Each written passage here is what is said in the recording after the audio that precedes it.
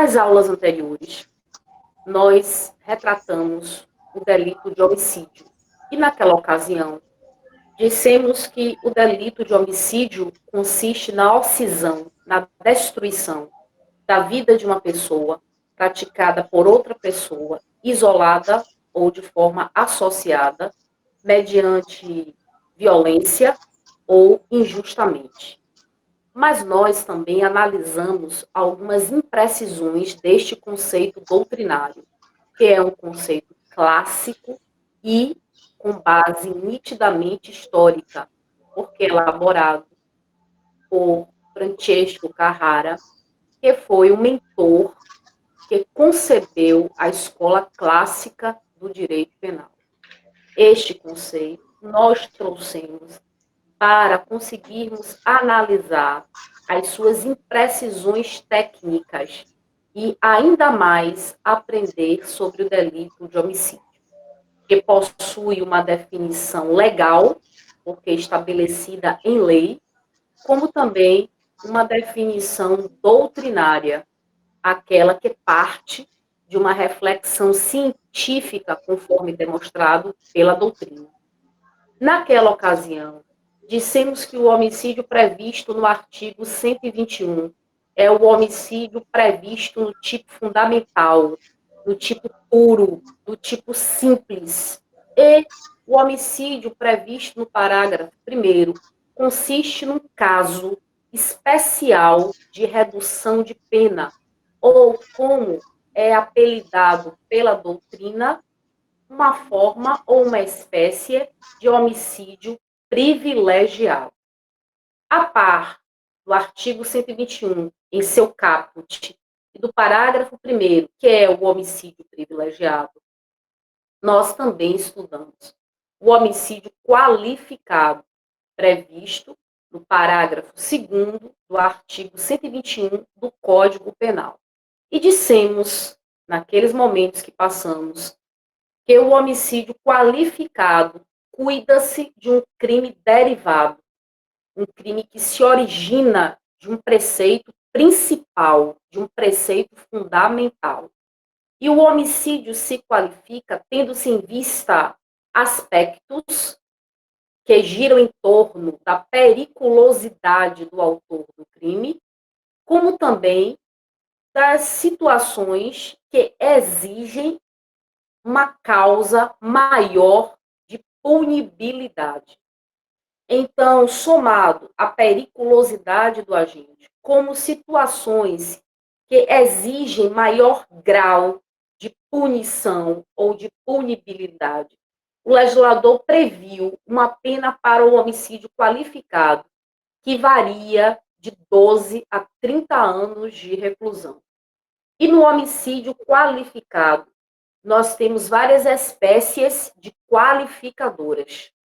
Qualifica-se o homicídio pelo motivo, qualifica-se o homicídio pela forma, qualifica-se o homicídio pelos modos de execução e, finalmente, qualifica-se o homicídio pelos fins ou pela conexão.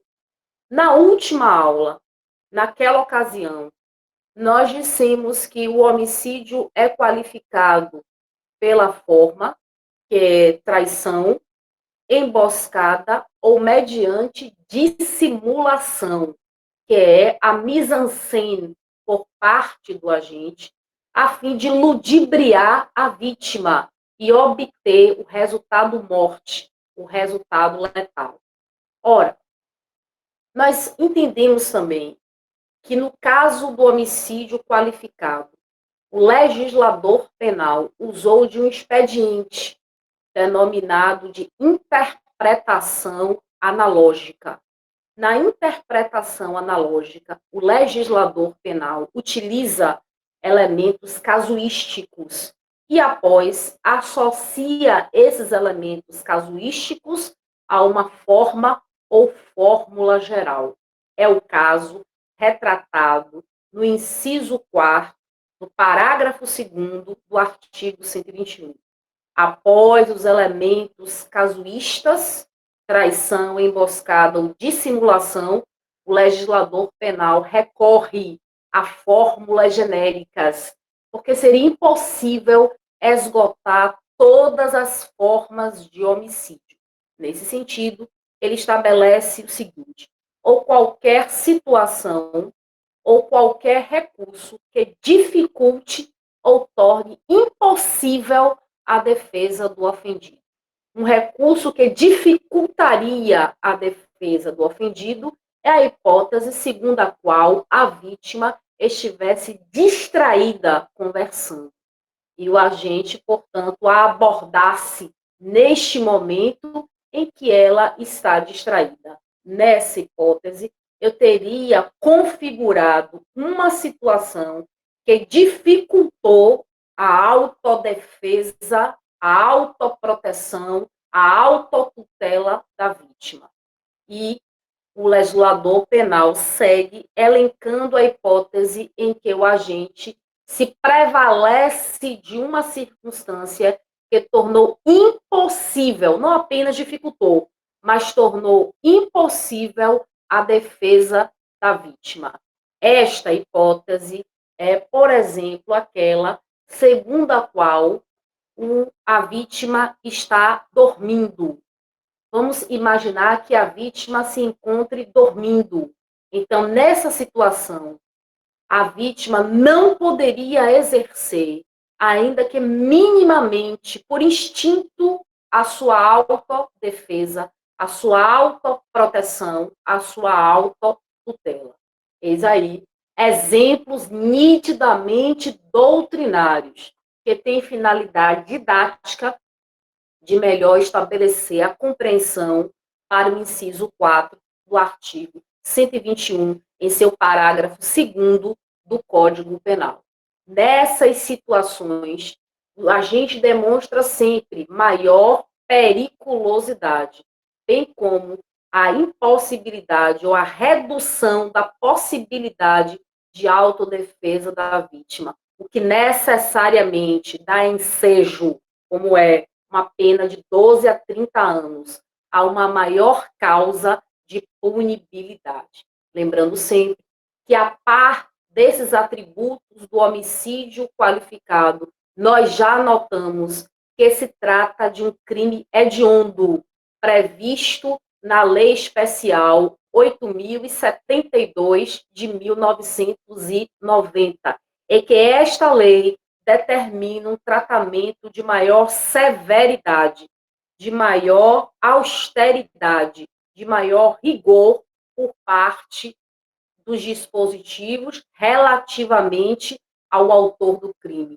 Não só do ponto de vista esse regime de austeridade penal ou material, mas particularmente processual, como também de direito penitenciário. A lei dos crimes hediondos tem essas consequências jurídico-penais e jurídico-processuais, determinando um regime de austeridade para ou com relação ao autor desse crime, que, é claro, com esses fatos, demonstra nenhum apreço pelo ordenamento jurídico e demonstra, muitas vezes, desprezo pelo valor humano.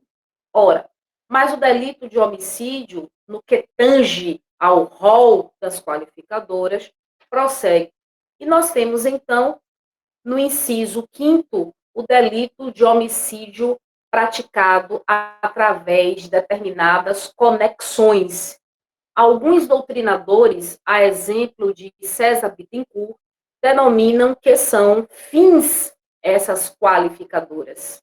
Essas qualificadoras são qualificadoras fins, ou seja, o agente pratica o homicídio movido, estimulado a praticar um outro crime.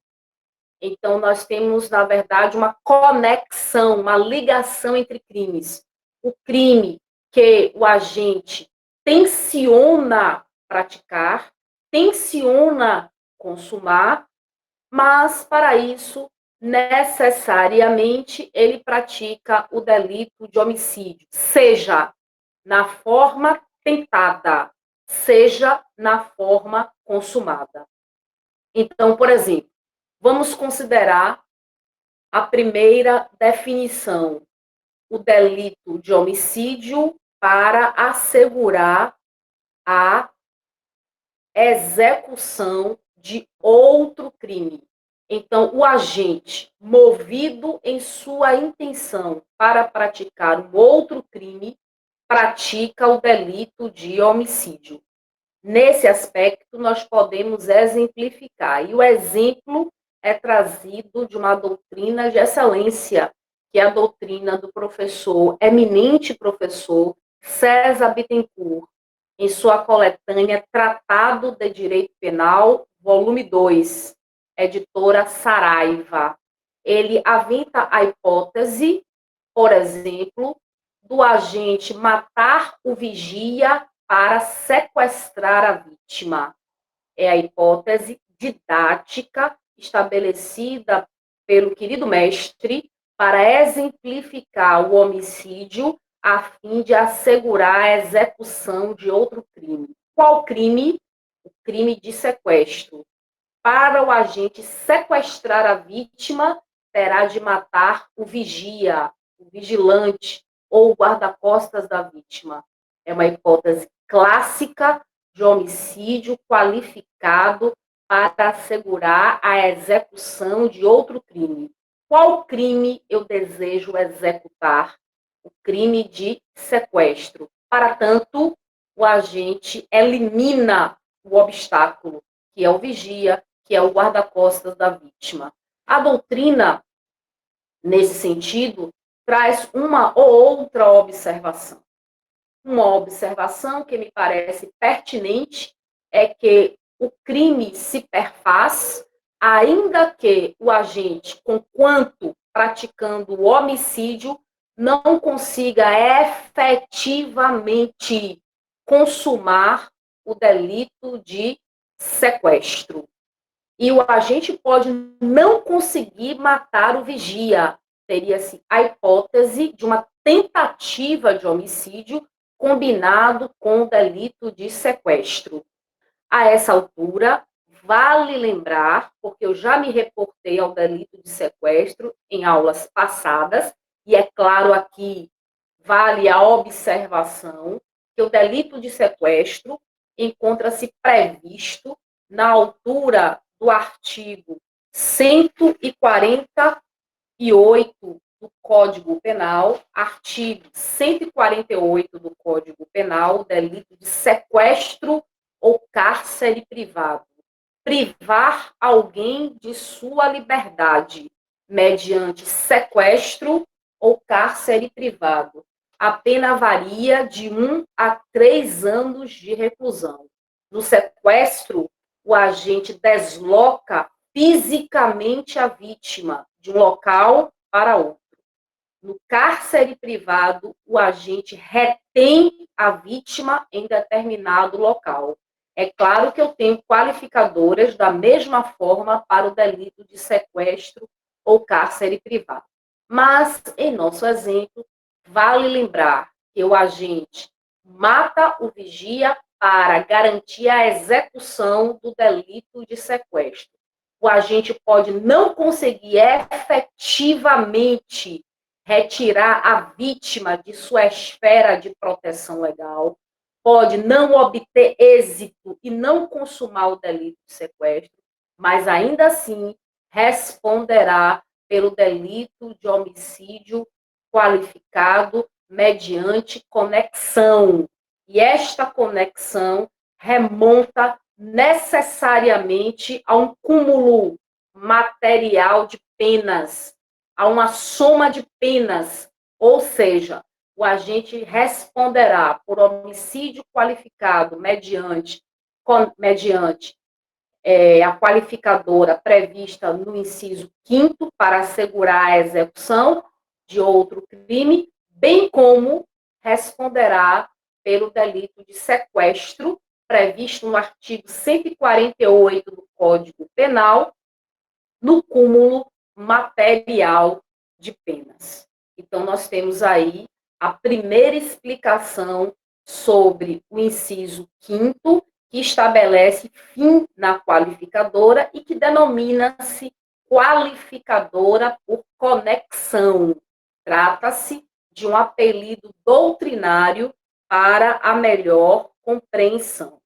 Todavia, nós temos que colocar um outro exemplo, porque agora vamos analisar o homicídio qualificado para assegurar a ocultação de outro crime.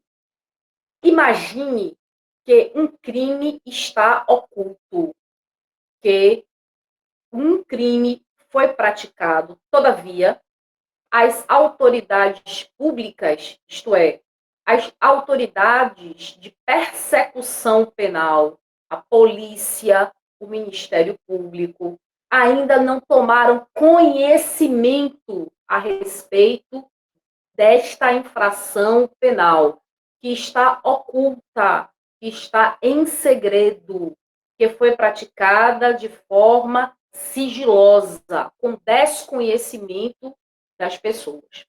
Vamos imaginar, então, que essa infração penal ela é oculta. Vamos imaginar a hipótese de um crime tributário, um crime contra o fisco. Todos nós temos a compreensão de que os crimes contra a ordem tributária estão previstos na altura do artigo da Lei 8.137 de 1990. Os crimes contra a ordem tributária estão elencados na Lei 8.137 de 1990.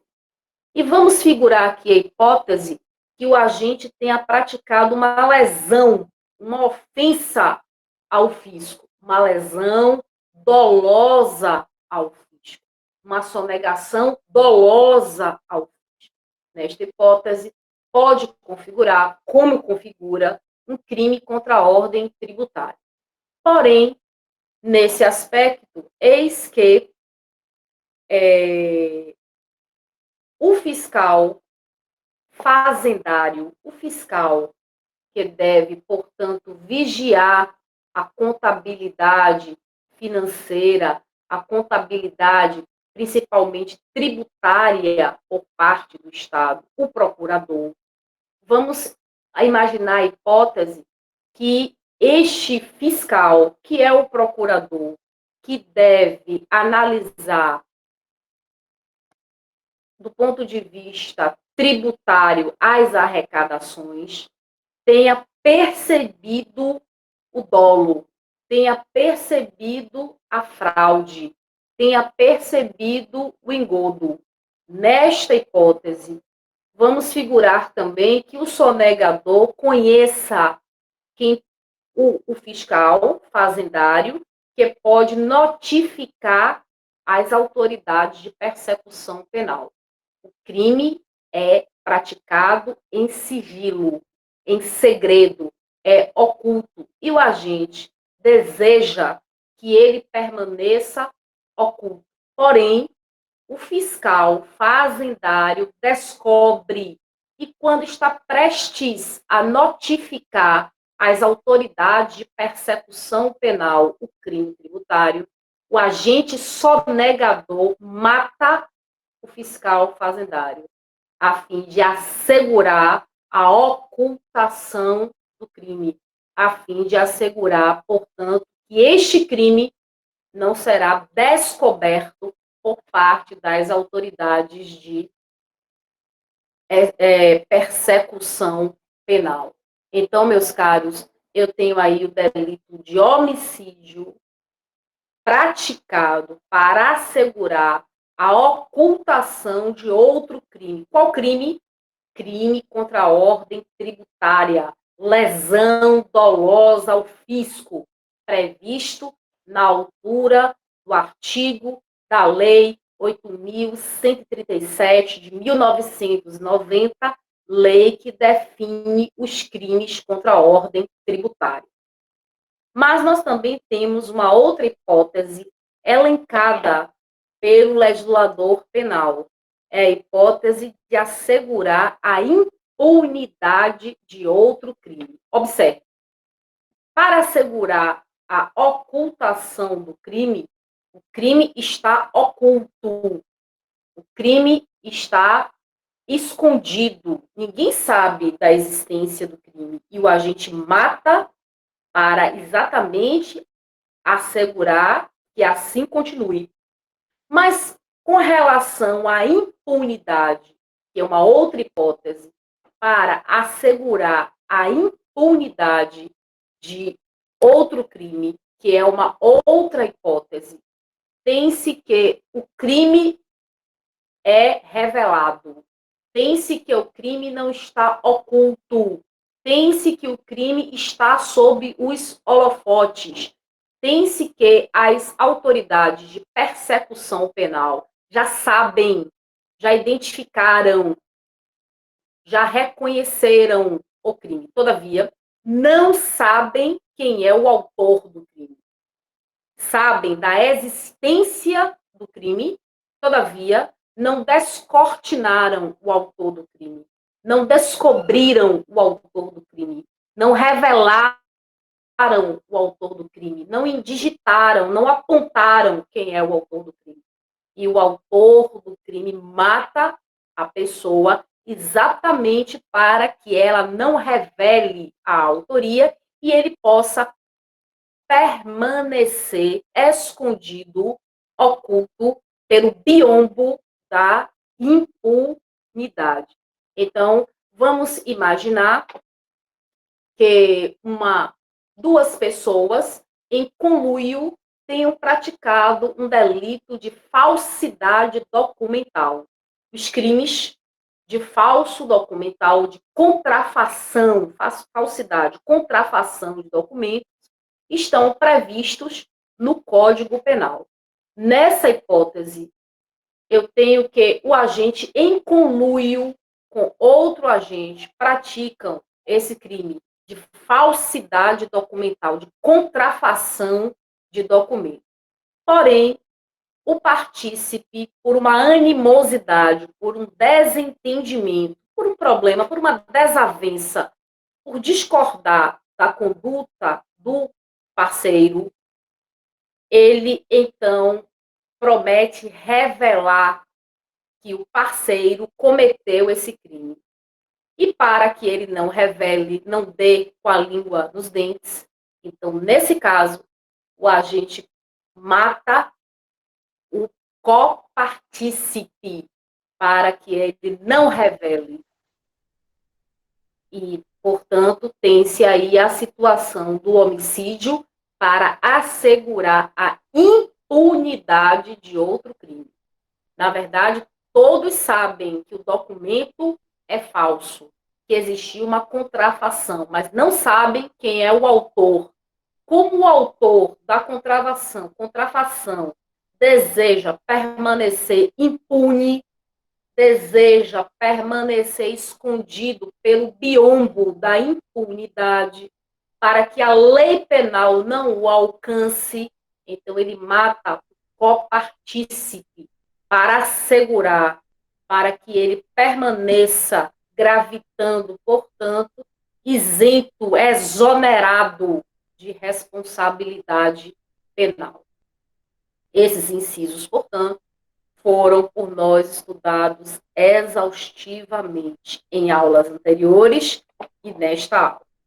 Eu devo, então, concluir esse inciso com a última hipótese alavancada pelo legislador penal, qual seja a hipótese em que o agente mata outro para poder assegurar a vantagem de outro crime. O que é vantagem? Essa palavra é uma palavra genérica. Vantagens são proventos, vantagens são proveitos pela prática de crime. Então, cuida-se de um enriquecimento, de uma agregação de patrimônio ilícita, porque proveniente de uma atividade criminosa. Vamos, então, traçar um exemplo que me parece didático. Suponha-se que A e B combinem entre si de praticar o delito de furto. O crime de furto está previsto no artigo 155 do Código Penal, cuja pena varia de 1 a 4 anos de reclusão. Subtrair para si ou para outrem coisa alheia móvel. O delito de furto possui causa especial de redução de pena, denominada de furto privilegiado, como também possui causa especial de aumento de pena, parágrafo 2º do artigo 121, que a lei preceitua como sendo o delito de furto praticado durante o repouso noturno. Nós também, portanto, temos outras configurações, outras tipologias para o delito de furto, outras categorias e classificações legais para o delito de furto. Mas vamos voltar para o nosso exemplo e confirmar que esses dois agentes, em conluio de vontades, em conexão subjetiva de ânimo, praticam furto. Ao final do furto, há um desentendimento quanto à partilha dos proveitos das vantagens relativas ao crime. E nesse caso, então, o agente mata o seu parceiro, o seu comparsa, para poder ficar somente com ele os proveitos, as vantagens do crime de furto. Então, nós temos aí o delito de furto praticado para o delito de homicídio, praticado para assegurar a vantagem de outro crime. Qual crime? O delito de furto. Valendo sempre lembrar que prescinde, que se dispensa, nesse caso, por parte da lei, que necessariamente esses crimes tenham de ser consumados. Eles podem ser praticados na forma tentada. Não há exigência de consumação para a punição estatal. Eles podem ser praticados na forma tentada. A tentativa consiste no início de execução do delito e este delito não se consuma por circunstâncias alheias à vontade do agente. A pena da tentativa é a mesma pena do crime consumado, obedecida à redução obrigatória, que varia de 1 a 2/3. Não só a forma tentada, mas vamos imaginar que o agente, por exemplo, desista de sequestrar, desista de praticar a lesão ao fisco, desista, por exemplo, de praticar o furto. Então, mesmo a hipótese da desistência voluntária, persistirá a prática do homicídio qualificado. Ou seja, eu não preciso necessariamente sequestrar. Eu posso tensionar sequestrar, e essa finalidade que eu possuo para matar configura por si só a qualificadora do homicídio. É claro e evidente que isso deverá ser demonstrado de forma inequívoca, de forma extreme de dúvida, em regime probatório, porque a intenção na esfera penal não pode ser presumida, muito embora o dolo seja um elemento subjetivo, ele pode ser apurado como é, objetivamente, através, portanto, de elementos mais seguros, como relação entre autor e vítima, e outras circunstâncias que, agregadas, podem ser um indicativo seguro do caminho adotado pelo agente. Então, caríssimos, em resumo, o homicídio se qualifica pela motivação, pelos meios, pelas formas e pelas conexões ou fins. Agora, passaremos a uma outra hipótese de qualificadora. Outra hipótese de qualificadora, que é exatamente o feminicídio. O feminicídio descrito no inciso 6º, do parágrafo 2º do artigo 121 do Código Penal.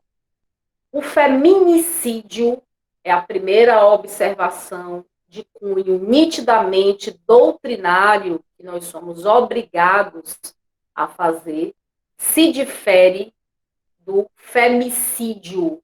Então, os autores, modo geral, fazem uma diferença entre feminicídio, que é a palavra que lamentavelmente está mais evidente na atualidade, e o femicídio.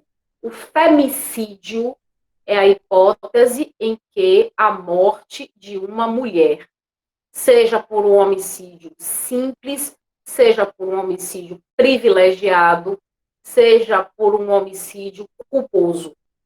Então, femicídio é a morte de uma mulher, considerando a hipótese de um homicídio simples, de um homicídio culposo e até mesmo de um homicídio privilegiado.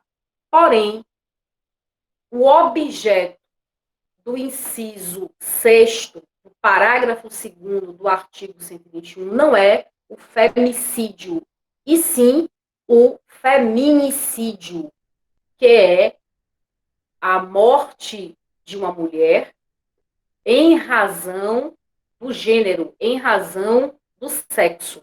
É esta a hipótese que a lei, desde 2015, tenciona tratar com mais severidade o autor desse crime, o agente desse crime, seja homem, como também sendo o agente mulher. Não importa o gênero, importa que o agente tem como móvel, o agente tem como ânimos, o agente tem como sentido matar a mulher em razão ou pela condição, como a própria lei diz, do sexo feminino. Esta é a condição que se revela praticamente como um elemento objetivo do tipo penal. É um elemento objetivo do tipo penal. Porque se nós não tivermos esse elemento e o agente matar a mulher, nós teremos crime de homicídio, mas em outras hipóteses. Podemos ter o homicídio simples, o privilegiado, ou até mesmo qualificado, porém seria uma hipótese de femicídio e não de feminicídio, porque no feminicídio o móvel, a vontade, o ânimos necandi, ele se perfaz em razão da condição do sexo feminino. É no intuito de eliminar em razão ou face ao sexo feminino. Então, nós temos que tratar com muito cuidado essas situações e fazermos as distinções que parecem relevantes. Mas, fazendo uma interpretação sistemática, uma interpretação lógica, uma interpretação literal, fazendo uma interpretação histórica e buscando naturalmente o sentido teleológico da lei penal, nós vamos aqui estabelecer o parágrafo 2º-A em sua inteligência, exatamente porque a lei, no parágrafo 2º-A do artigo 121, explica em que hipóteses em que hipóteses reúne razões de condição de sexo feminino. Então, quais são as condições para que eu enxergue, para que eu constate que o agente eliminou a mulher em razão dela pertencer ao sexo feminino? Que o agente, perdão, eliminou, fica melhor assim, a vítima em razão dela pertencer ao sexo feminino. Então, quem estabelece isso é o próprio legislador. E nós já estudamos em matérias ou disciplinas propedêuticas, melhor dizendo, disciplinas introdutórias, que muitas vezes, que não raro, e é de forma mesmo recorrente, o legislador penal se utiliza de uma interpretação denominada de interpretação autêntica ou interpretação legislativa. Como assim, professora? É o seguinte, é porque a função do legislador, como nós já sabemos, não consiste em conceituar. A função do legislador penal não é uma função explicativa. Não cumbe ao legislador penal definir a explicação, a definição e o conceito são funções nitidamente doutrinárias, isto é, científicas. Todavia, o legislador penal utiliza, não raro, desse expediente. Qual expediente? Conceituar, explicar, definir determinados institutos na própria lei, a fim de evitar qualquer dúvida por parte do intérprete, que somos nós, da lei penal. É o caso que se apura neste momento o parágrafo 2º do artigo 121 do Código Penal, em que o próprio legislador penal define quais as condições podemos considerar em que o agente mata por ser a vítima do sexo feminino. Então, essas condições nos servem como predisponentes. Essas condições são condições necessárias para que o agente responda por esta qualificadora. Porque se assim não for, nós teremos outra qualificadora. Nós teremos não um feminicídio, mas um femicídio. E, naturalmente, há uma distinção que nós acabamos de fazer. Então, o legislador aqui, no parágrafo 2º, estabelece uma interpretação, eu diria, autêntica ou legislativa, porque brota do próprio legislador penal no exercício de uma competência constitucional. Nós dominamos a compreensão segundo a qual incumbe à União legislar em matéria penal. Artigo 22, inciso 1 da Constituição.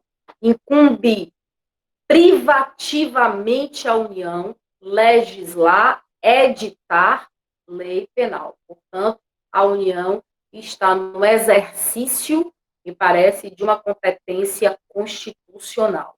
Em que hipóteses, no parágrafo 2º, o agente mata prevalecendo-se de certas situações, exatamente por causa da condição do sexo feminino. Então, todas as vezes que o agente mata prevalecendo-se de violência doméstica, que é violência doméstica? A violência doméstica se perfaz quando aquelas pessoas, os protagonistas envolvidos, coabitam o mesmo espaço físico. Então, tem-se necessariamente a hipótese de um feminicídio praticado contra a vítima em razão do sexo feminino, porque o agente se prevaleceu de uma relação doméstica, coabitação no mesmo espaço, sendo parente ou não, para eliminar a vida da vítima. Então, uma relação doméstica presume-se uma relação de intimidade, uma relação de proximidade. É nesse caso que a lei tenciona punir. Então, basta que o agente, homem ou mulher, conviva com a mulher e se prevaleça dessa relação doméstica do mesmo espaço para que, em eliminando a vida dela, presumivelmente de acordo com a determinação legal, portanto, nós temos a construção aí de um artifício legal de presunção, para que eu compreenda que o agente, portanto, eliminou a vida da vítima pela condição, por si só, dela pertencer ao sexo feminino. Ou uma violência familiar. Na violência familiar, eis que nós temos que eles não coabitam o mesmo espaço. A relação é familiar, ou seja, onde se presume,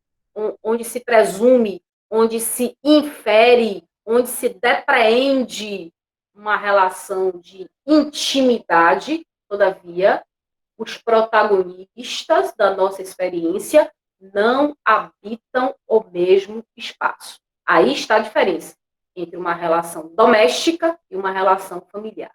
Na relação doméstica, os nossos protagonistas habitam o mesmo espaço físico, sendo parentes ou não.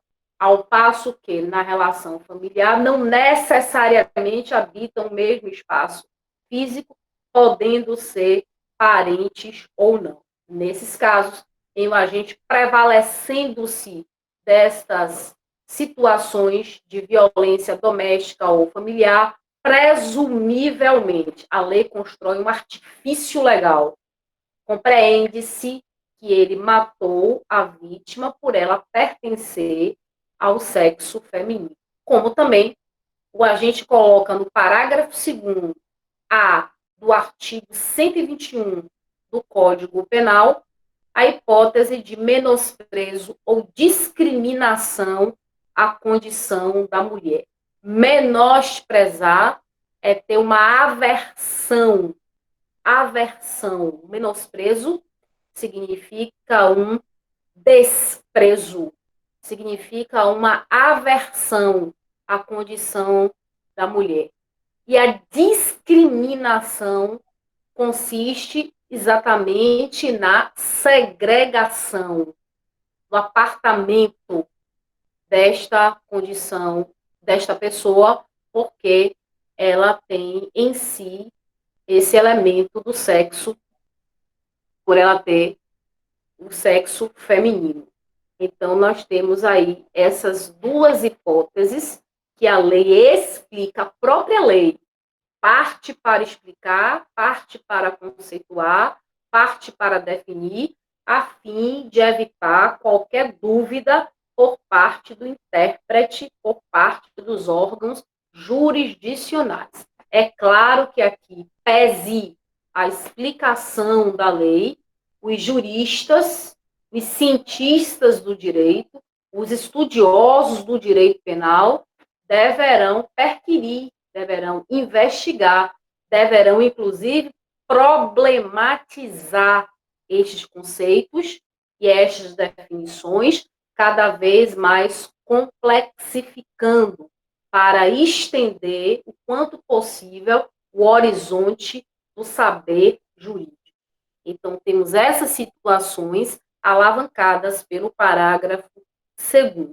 Voltemos, então, ao inciso 7. O inciso 7, nós já saímos, porque já explicamos a hipótese de feminicídio, e temos, portanto, uma outra qualificadora.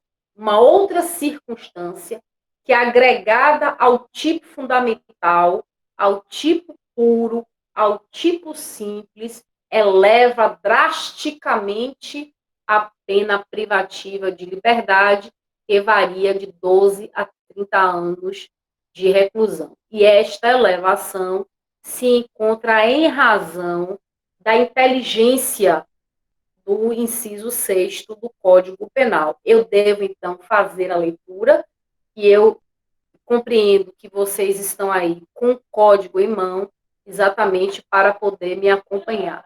Quem não estiver com o código em mão, poderá, então, acompanhar a leitura para compreender a inteligência do dispositivo. Contra a autoridade ou agente, então, o homicídio é qualificado. Contra, quando o agente pratica o crime contra a autoridade ou agente descrito no artigo 142 e 144 da Constituição de 88. Porque essa autoridade e esse agente é integrante do sistema prisional e da Força Nacional de Segurança Pública, no exercício da função ou em decorrência dela, ou contra seu cônjuge, companheiro ou parente consanguíneo até o 3º grau, em razão dessa condição.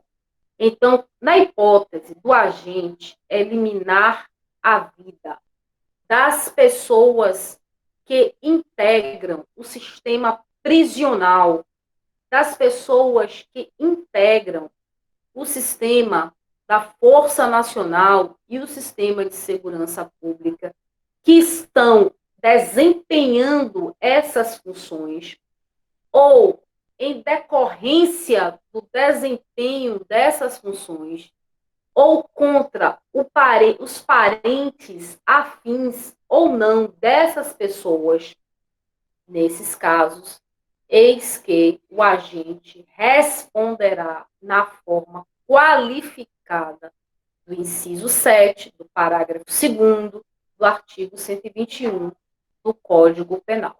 Então, a Constituição de 1988 estabeleceu, por exemplo, a segurança pública na altura do artigo 144 da Constituição.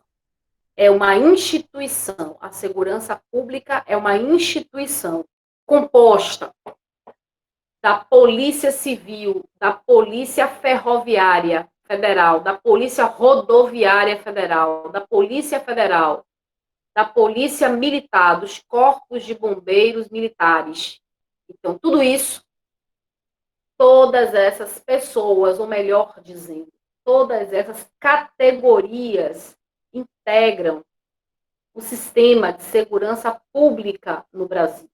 E o agente que praticar um crime contra esses integrantes no exercício das suas funções, ou pese não estar no exercício em decorrência dessas funções, ou contra face ao seu companheiro, cônjuge, etc., etc., nessas hipóteses, eu tenho a possibilidade de aplicação do mandamento punitivo encerrado no inciso 7 do parágrafo 2º do artigo 121. Ora, mas nós também temos na lei um outro inciso para ainda considerar como sendo o inciso que revela o homicídio qualificado. É exatamente o inciso em que a pena é aumentada em razão da prática da milícia. Eu tenho causa de aumento de pena. Observem o parágrafo 6º. É uma causa de aumento de pena. Uma causa especial de aumento de pena. A pena é aumentada de 1/3 até a metade, se o crime for praticado por milícia privada. sob pretexto de prestação de serviço de segurança ou por grupo de extermínio. Então, nessa hipótese de milícia privada ou grupo de extermínio, o legislador penal estabeleceu como sendo uma espécie perdão, não é uma espécie de homicídio qualificado, não, está no parágrafo 6º, uma espécie de causa especial de aumento de pena. Parágrafo 6º, coloquem aí, causa especial de aumento de pena. O crime de homicídio praticado por milícia privada a pretexto de prestação de segurança, como também a hipótese de grupo de extermínio. Então, nessas hipóteses, eu tenho que há uma causa especial de aumento de pena e não configura aqui a qualificadora. A qualificadora é o elenco do parágrafo 2º, e nós colocamos já aqui o parágrafo 6º.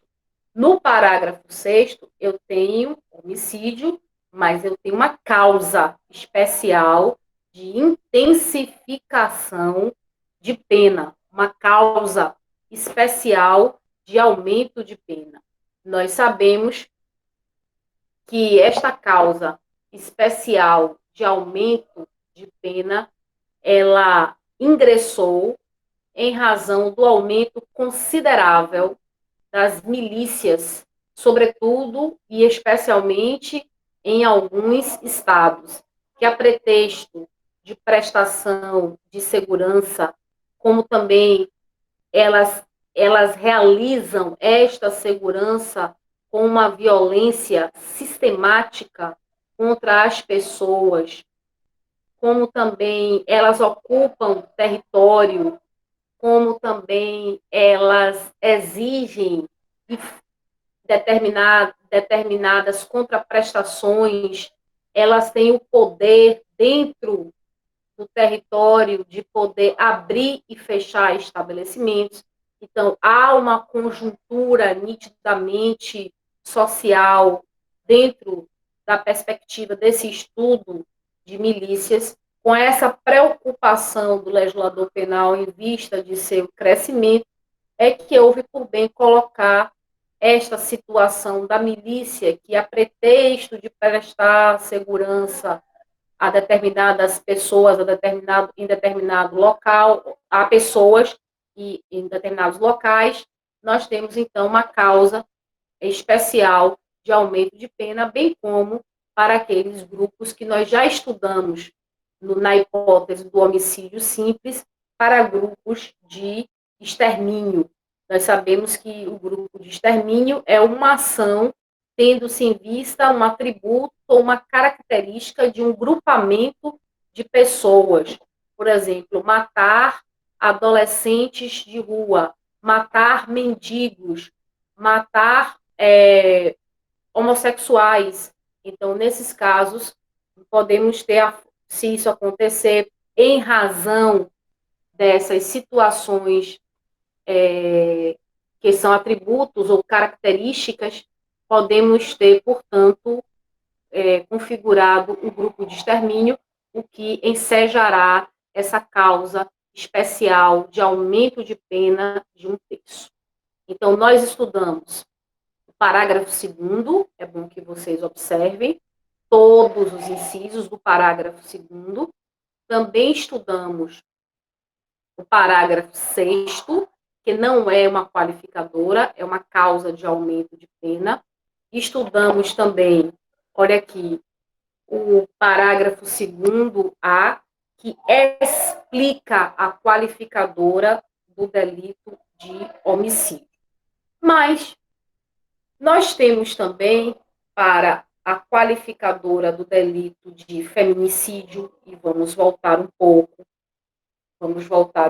à qualificadora do delito de homicídio, porque nós ainda não esgotamos nós temos também uma hipótese que vai incidir na qualificadora do feminicídio, que é a hipótese de aumento de pena do parágrafo 7º. Eu teria de ter dito quando estudei o parágrafo 2º, porque o parágrafo 2º-A explica o feminicídio. E o parágrafo 7º é uma causa especial de aumento de pena sobre ou relativo ao feminicídio. Então, eu teria que pedir. Cometi um lapso, mas nós vamos corrigir agora. Então, ainda sobre o feminicídio, eu estou voltando, nós temos o feminicídio previsto no inciso 6, no inciso, perdão, 6º, do parágrafo 2º do artigo 121. Nós temos o parágrafo 2º-A, conceituando o feminicídio. Nós passamos para o parágrafo 6º, que não tem nada a ver com o feminicídio, é apenas uma causa especial de aumento de pena referente a milícias. Mas agora nós vamos voltar ao feminicídio para estabelecer aqui um esclarecimento, que é o esclarecimento do parágrafo 7º. Na verdade, o parágrafo 7º determina que, somado à qualificadora, agregado à qualificadora, ou agregado ao fato de ser um feminicídio, o agente ainda pode se submeter a uma causa especial de aumento de pena de 1/3 até a metade, se a vítima do sexo feminino é eliminada durante a gestação ou nos 3 meses posteriores ao parto. Então, no feminicídio, que qualifica o homicídio, se a vítima do sexo feminino estiver nesta condição, isto dá ensejo a esta causa especial de aumento de pena, qual seja que o crime de feminicídio foi praticado durante a gestação da mulher ou posteriormente 3 meses após o parto. É uma hipótese de causa de aumento de pena. É claro que esta hipótese exigirá prova pericial. É claro que esta prova deve impor a prova técnica, o exame técnico, porque, é claro, nós já sabemos, do ponto de vista doutrinário, que o homicídio é um crime que deixa vestígio, que o homicídio é um crime que deixa vestígio, e, portanto, deixando vestígio, é um crime que é imprescindível a realização do exame de corpo de delito, a produção do laudo necroscópico, a produção do laudo cadavérico e a demonstração dessas circunstâncias previstas na altura do parágrafo 7º, do artigo 121. Eu queria que vocês colocassem um horário, porque eu não sei olhar aqui no computador. Eu não sei olhar. Que horas são? Eu estou sem o celular aqui, não tenho horário. Eu queria que vocês colocassem que horas são, e se vocês estão entendendo, aí dão um ok uma outra pessoa. Se vocês estão entendendo, pronto. Quando for 8 horas, me avisem, certo? Porque assim eu não sei olhar aqui no computador, não sei, confesso a vocês. E eu fico sem a noção de horário. Mas quando der 8 horas, vocês, por favor, me avisem, certo? E que bom que vocês estejam entendendo. Qualquer pergunta, coloca aí no chat. Bom, então, se a vítima do sexo feminino se encontrar nesta situação que deve ser demonstrada, obrigada, Otto, deve ser demonstrada, é imprescindível, portanto, a prova pericial, a prova técnica. Esta prova técnica Portanto, é uma prova que validará a sustentação por parte dos órgãos de persecução penal. Como também uma outra hipótese prevista no parágrafo 7º, inciso 2º, é se o crime for contra pessoa menor de 14 anos. Me parece, então, uma obviedade esta disciplina, essa determinação do legislador penal, exatamente porque, presumivelmente, uma pessoa menor de 14 anos é uma pessoa que necessita de um cuidado, de uma segurança, de, enfim, maiores, eu diria, maiores cuidados, maior segurança por parte da lei, maiores mecanismos assecuratórios por parte da lei penal. Então, a lei cria uma presunção, um artifício de que uma pessoa menor de 14 anos, por si só, basta, portanto, demonstrar esta prova com a certidão de nascimento, merecerá maior proteção, o que, é claro, será uma maior exigência de punibilidade ante o agente. Então, por isso, essa causa de aumento de pena em prejuízo do agente, porque a lei presume que uma pessoa menor de 14 anos necessita de maior punição, necessita de maior proteção em razão da sua maior vulnerabilidade, da sua presumível fragilidade, como também maior de 60 anos, pelos mesmos motivos. Os mesmos motivos que eu explicitei para o menor de 14, nós devemos fazer essa ponderação para o maior de 60 anos, devido à sua condição de vulnerabilidade, de fragilidade, em que nós temos, inclusive, o Estatuto do Idoso, com características de direitos fundamentais, de garantias necessárias para essa idade. Em razão disso, a lei robustece a proteção ao adolescente e à criança, e a lei robustece a lei penal em seu caráter sancionador, em seu caráter secundário, robustece a proteção, estabelecendo uma sanção penal com maior gravame, com maior intensidade, com maior, eu diria, regime de austeridade contra esses autores.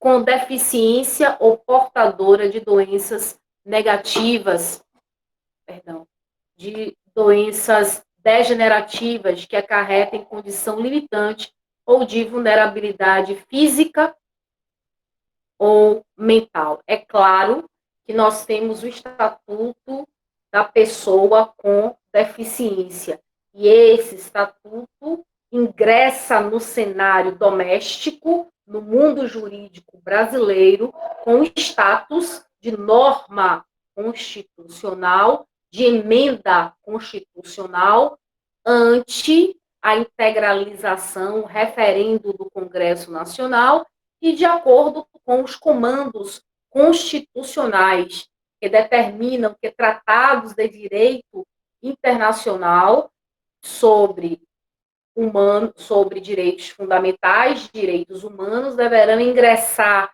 em nosso ordenamento jurídico, alçando o status de emenda à Constituição.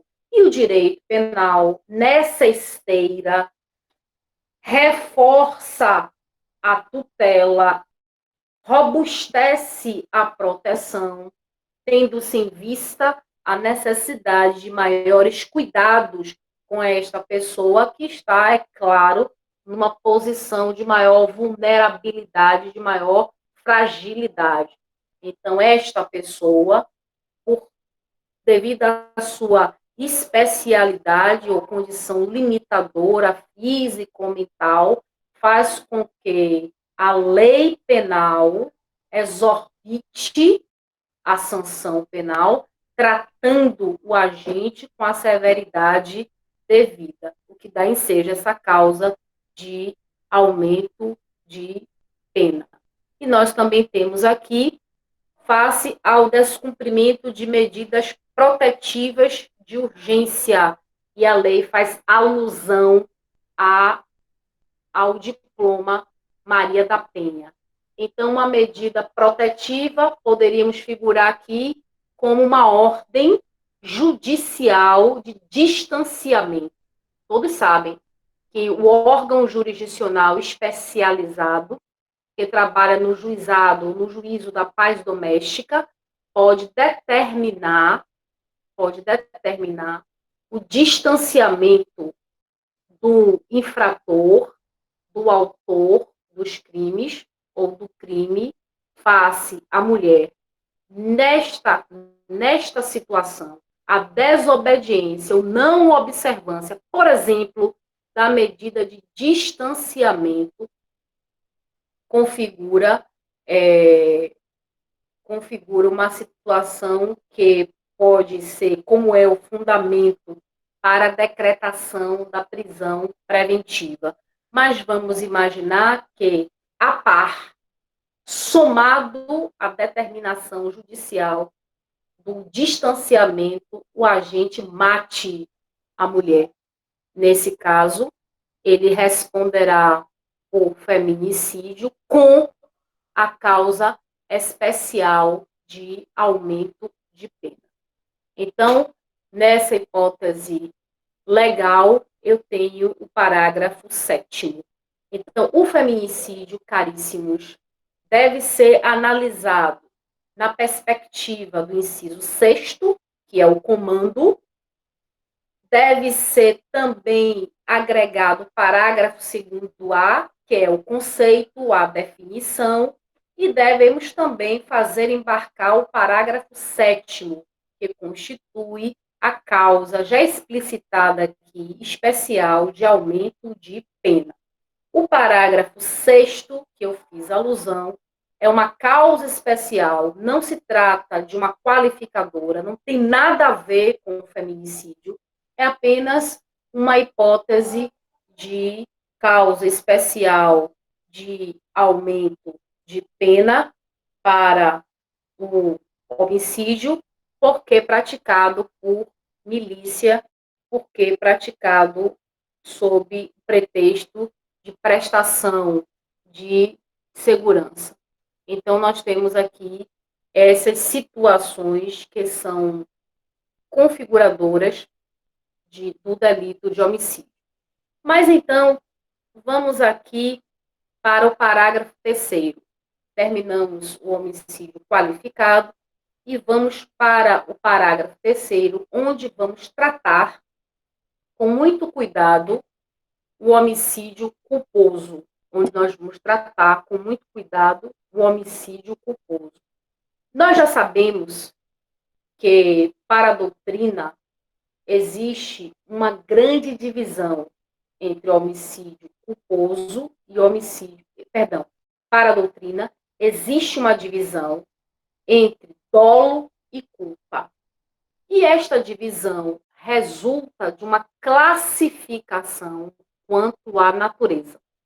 Quanto à natureza de qualquer crime, ou ele é culposo, ou ele é doloso. Então, dolo e culpa correspondem à natureza, à essência, ao elemento subjetivo do crime. A conduta do agente será animada por uma vontade deliberada de se praticar um fato que se reconhece contrário à lei, ou por ter o agente não agido com vontade, mas de forma inadvertida, de forma descuidada, de forma a não adotar as diligências ordinárias, de forma, por exemplo, desidiosa. Nessas hipóteses, eu tenho a natureza culposa do crime. O Código Penal, para o Código Penal, ou no Código Penal, melhor considerando, no Código Penal, o crime doloso é presumido. Todos os tipos penais, é a regra do Código Penal, são dolosos, ou melhor dizendo, presumivelmente dolosos. Então, a regra no Código Penal é que o crime é doloso. O crime é doloso. Esta afirmação tem respaldo no artigo 18 do Código Penal. O dolo, em conclusão, o dolo no Código Penal é presumido, ele se infere, o dolo no Código Penal. Ele é presumido, ele se infere. Todavia, o legislador penal, no mesmo artigo 18, quando tensionar definir um crime cuja natureza é culposa, ele tem de dizer expressamente se o crime for culposo. Então, ele vai dizer expressamente, como é o caso do parágrafo 3º, se o homicídio é culposo. Então, a generalidade é que o crime é doloso. Excepcionalmente, o legislador previu a natureza culposa dos crimes. Então, para o Código Penal, adota-se o princípio da excepcionalidade. Para o Código Penal, adota-se o princípio da excepcionalidade no que tange a natureza culposa dos crimes.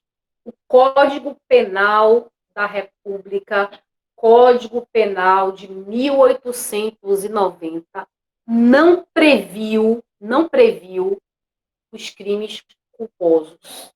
O Código Penal de 1940 previu, mas em caráter excepcional, em caráter isolado. Então, o dolo é presumido no Código, ele não está escrito. O dolo é uma noção implícita no tipo penal. Ele é presumido, ele se infere. Para que o legislador puna uma conduta culposamente, ele terá de falar, ele terá de dizer expressamente. É o caso do parágrafo 3º do artigo 121 do Código Penal. No crime doloso, o desvalor da conduta, o desvalor do comportamento, e há também o desvalor do resultado. Eu tenho uma conduta, um desvalor na conduta, e eu tenho um desvalor no resultado. Por isso, em razão disso, a pena do crime doloso sempre será superior ao crime culposo, por causa do desvalor do comportamento, da conduta e do desvalor do resultado. Ao passo que no crime culposo, em razão de não existir vontade e só existir resultado, a pena é sempre inferior.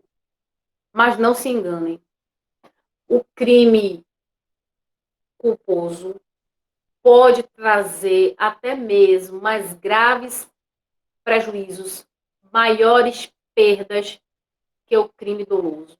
Então, o crime doloso nem sempre é mais grave que o crime culposo. Mas, presumivelmente, sim, é mais grave. Objetivamente, abstratamente considerando. Mas na experiência prática, nem sempre. Um crime culposo pode ser mais devastador, pode trazer mais consequências lesivas se comparado ao crime doloso. Exemplo. Esse exemplo foi retirado da doutrina do saudoso mestre, para mim, maior penalista do Brasil, o eminente professor Damásio, evangelista de Jesus, e o professor Damásio faz uma alusão a respeito do crime culposo, asseverando que ele pode trazer mais gravidade em sua repercussão prática que o crime doloso.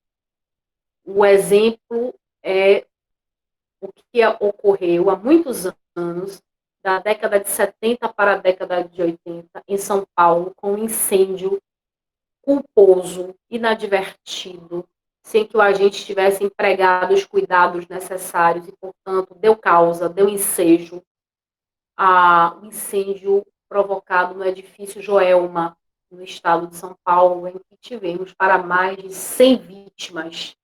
Naquela hipótese, eu tenho um crime culposo com consequências mais gravosas se comparado a determinados crimes dolosos.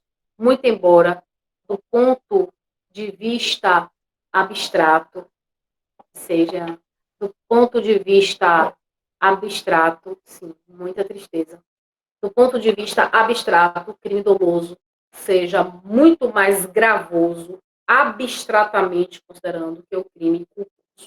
O homicídio culposo, previsto no parágrafo 3º do artigo 121, possui uma pena que varia de 1 a 3 anos, pena que varia de 1 a 3 anos de detenção. E observe, o homicídio simples, que é um crime doloso, a pena varia de 6 a 20 anos de reclusão. 6 a 20 anos de reclusão. Então, nós temos aí uma distinção, eu diria, quanto, em primeiro, a sanção penal ao crime doloso é consideravelmente mais gravoso que o crime culposo. Ora, no crime culposo, como disse anteriormente, não há vontade. Não há vontade. Porém, o agente provoca, dá ensejo. O agente causa sem ânimos, sem desejar, sem querer, sem vontade, um resultado ilícito. Então, o agente inadvertidamente, o agente de forma desidiosa, de forma descuidada, sem empregar as diligências ordinárias, o agente, por um descuido, portanto, o agente de forma imprevidente ou de forma inadvertida, enseja, provoca uma situação ou um resultado lesivo, um resultado danoso, e nessa hipótese será punido pelo crime culposo.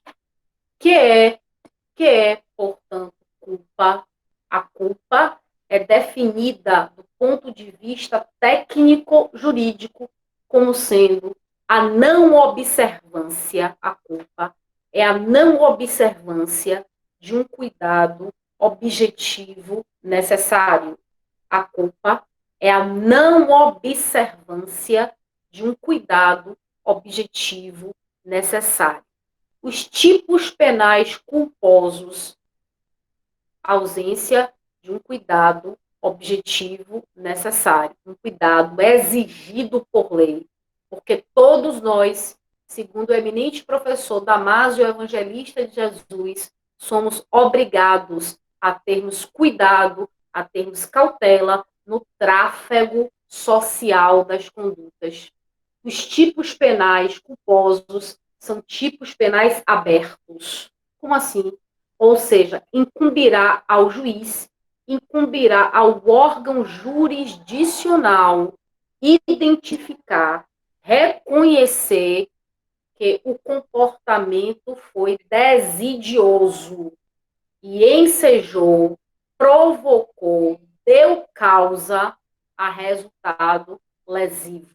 Então, o tipo penal aberto é aquele que convoca o órgão jurisdicional a reconhecer ou a identificar que aquele comportamento foi um comportamento que deu causa a um resultado ilícito, a um resultado antijurídico, a um resultado lesivo, a um resultado danoso, embora não desejado, embora não querido, embora não ambicionado, embora o agente não tenha, portanto, consentido ou mesmo admitido.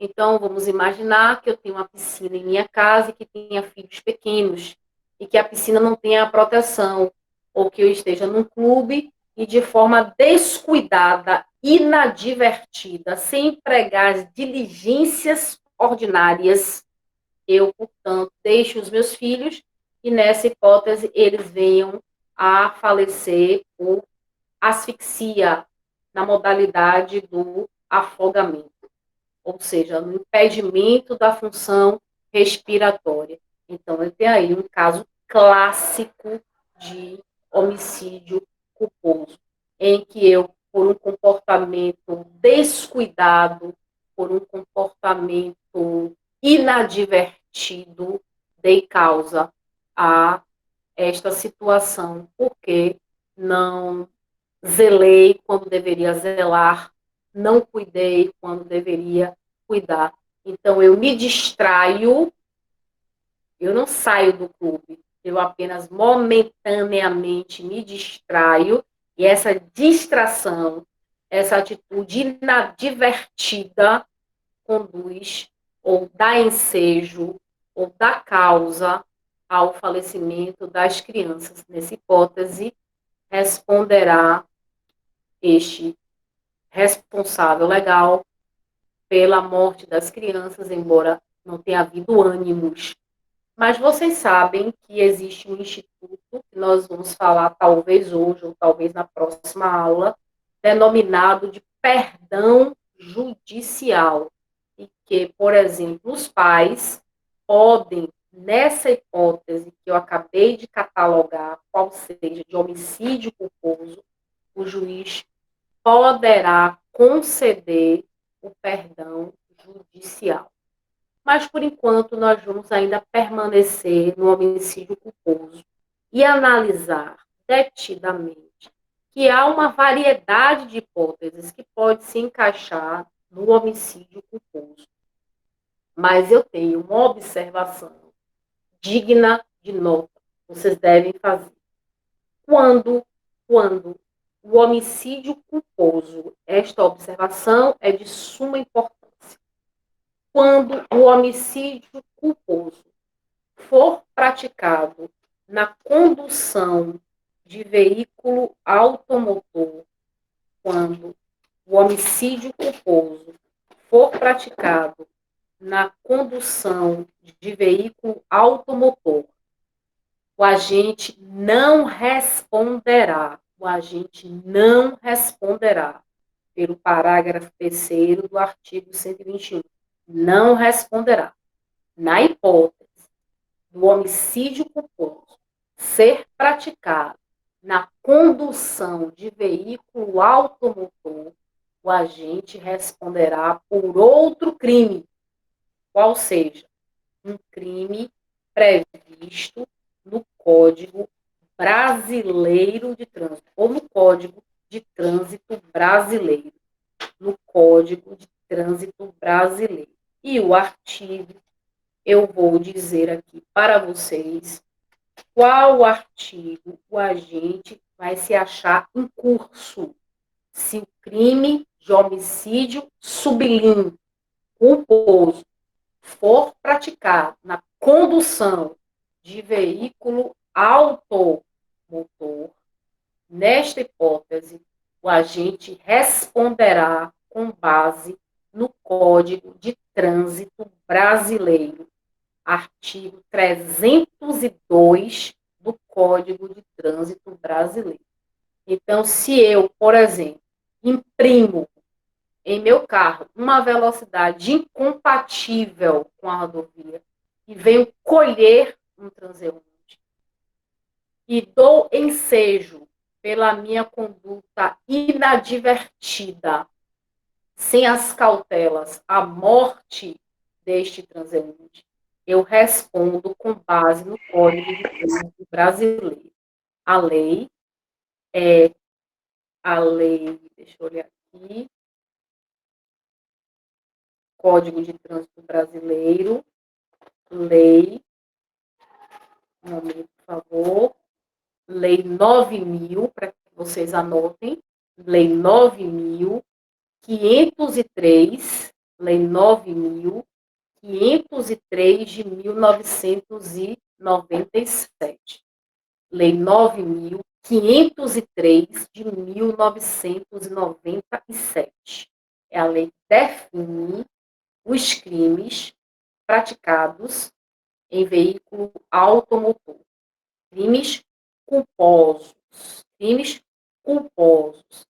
A exemplo do homicídio culposo, previsto, portanto, na altura do artigo 302, na altura do artigo 302 do Código de Trânsito Brasileiro.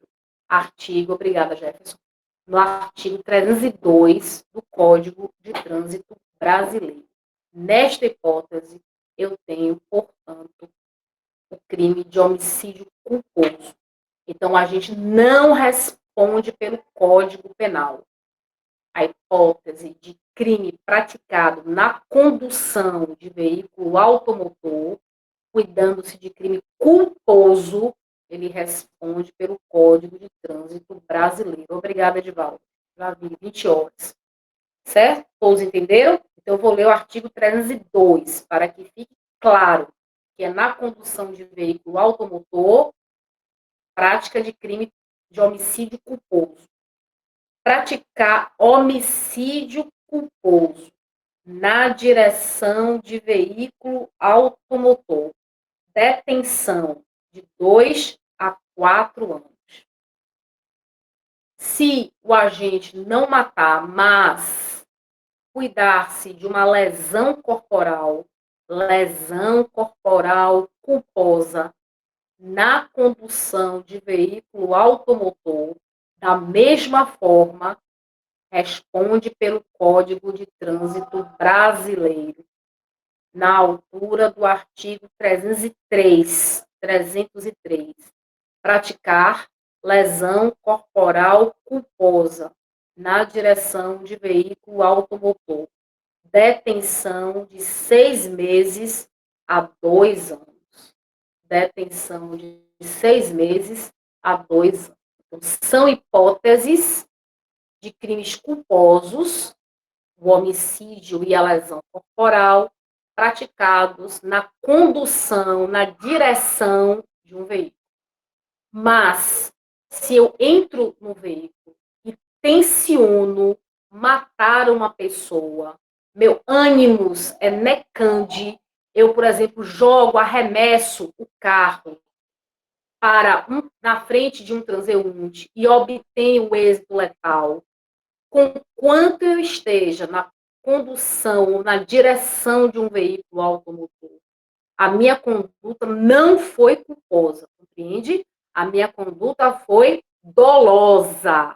Então, eu esqueço o Código de Trânsito Brasileiro e recaio no Código Penal. Isto porque no Código Penal eu tenho a previsão do homicídio doloso. E neste caso do homicídio doloso, o agente ingressará, portanto, com ânimos. O carro foi mero instrumento para a prática do crime. Eu espero que tenha sido muito bem discutido toda essa temática. Na próxima aula, nós vamos falar sobre homicídio culposo, terminando o homicídio culposo, e vamos falar sobre outras hipóteses legais do homicídio.